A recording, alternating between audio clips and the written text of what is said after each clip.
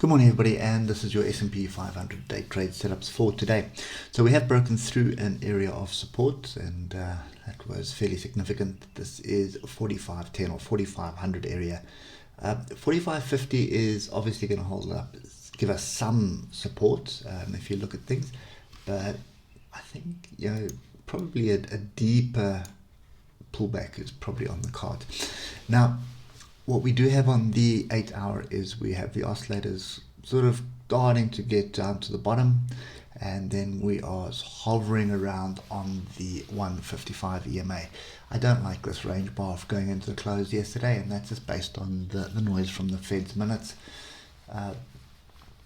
So for those of you who don't know, Feds have a meeting once a month to discuss what they're going to do with interest rates and balance sheets and everything else.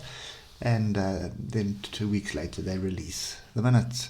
Last night was the minutes release, and everybody panics again after listening to what the Fed said the first time around. Now they go read the minutes and panic again. Anyway, there's an indication that there are going to be quite a few interest rate hikes this year, which is why we have the volatility. And the reason why it's ranging is because people don't understand we don't want to believe it. So they're looking for buying opportunities, and the bears are in there saying, well, it's definitely going to be on the cards, and they're selling. So it's kind of a stalemate at the moment. If we get down to the 3 hour, you'll see it a lot clearer. There's a range bar. That is just an indication of confusion. You could also take the highs and lows of that bar as your range, and we need to wait for a break of that before we start trading. Personally, I think this inverse cup and handle I pointed out yesterday didn't quite get to the top, but on the lower time frames we did. I'll show you that now. That we've got a crossover on the 3 hour, we're below the 155. So at the moment, looking at the 3 hour, we're looking to sell. So we're looking for pullbacks on structure, and we're looking to sell. If we get down to the hour, we also now have confirmation of the downward trend, which is pretty much formed yesterday, but we're waiting for some kind of a pullback.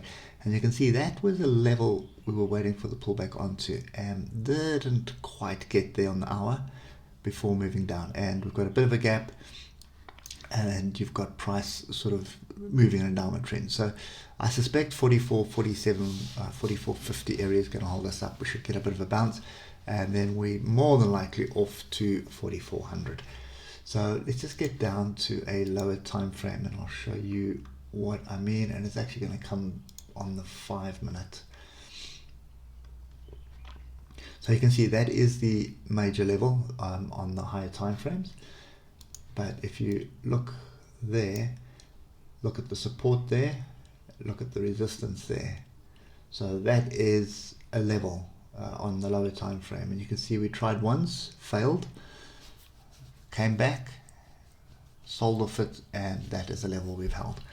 So just bear that in mind. When you've got your higher time frames, it's often worthwhile just coming down to a lower time frame and just look where the most logical position is. If I go to the 10 minutes, you'll see the same structure there, but if you go to the 50 minute, you won't see fractals, but you will see candles on that area.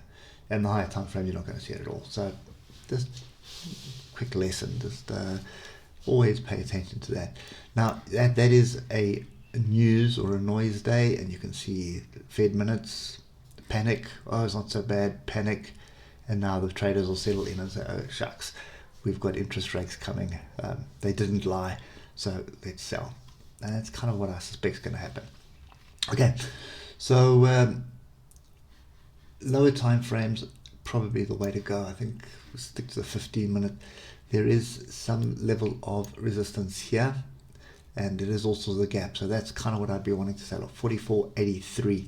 We're going to need to break above 45.10 area for me to start being bullish again. So at the moment, it's a sort of sell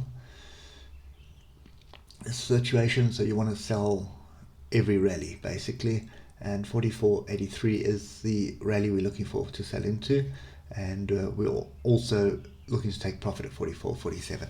Not looking to squeeze past that, or not at the moment yet, but it may sort of set itself up today. The reason for that is just because on the higher time frames we don't really have a confirmation just yet We basically need another retest of 44.83 before we get that confirmation. So yeah, sit on hands until we get an open. Not interested in trading in the Asian session, but that's kind of the view that I've got. And lastly,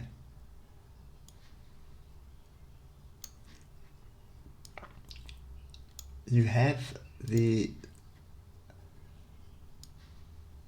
start, and I suppose it depends how you want to look at it, but you do have a megaphone formation, or you could actually just call that a flag. I don't know what you want to call it, but it's basically a consolidation move. So big move up, 1, 2, 3 correction. So 3 could carry on a bit longer, or you get a retest, and then you're going to get sort of 5 moves on this correction. But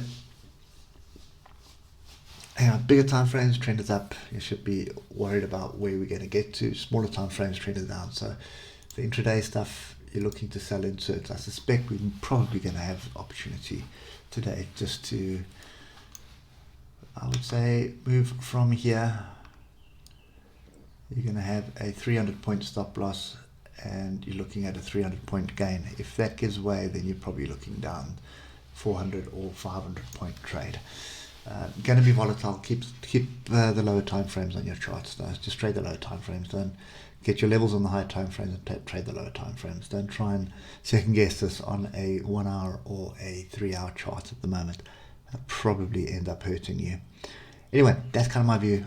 Looking to sell sort of the downward trend to continue. I'm not so sure for how long, but definitely I suspect today and possibly a bit of tomorrow. Anyway, that's it for me. Hope it helps, and we'll catch up with you tomorrow morning. Cheers for now.